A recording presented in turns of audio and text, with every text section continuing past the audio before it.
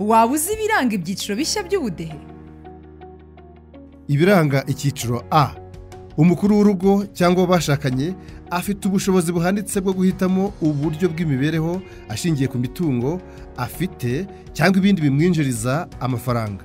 Icyiciro cya A tugisangamo abakire, ni ukuvuga ingo zifite ubushobozi buhanitse, abazigize babona ibyo bakeneye byose ndetse bakaba banasagura.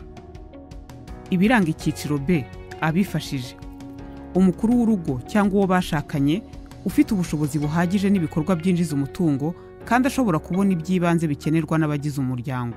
Icyiciro B tugisangamo abifashije, ni ukuvuga ingo zishobora kubona ibikenerwa by'ibanze byo gutunga abagize umuryango nk'amafunguro, kwivuza, kwishyura serivisi z'uburezi bw'ibanze n'ibindi.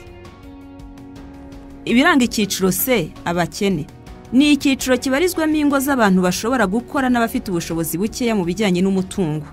Icyiciro cya C tugisangamo abakene, ni ukuvuga ingo zifite imitungo mikeya ariko bafite imbaraga zo gukora. Ibiranga icyiciro D: ni icyiciro kibarizwamo ingo z'abantu bafite ubushobozi buke bwo gukora kandi nta mitungo bafite ku buryo babona ibyo bakeneye mu mibereho yabo.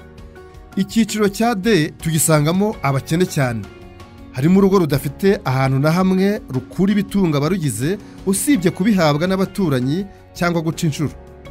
Harimo urugo rudafite umutungo, ni ukuvuga ubutaka, amatungo n'ibindi. Hakabamo urugo usangamo abantu bafite ubushobozi buke bwo gukora.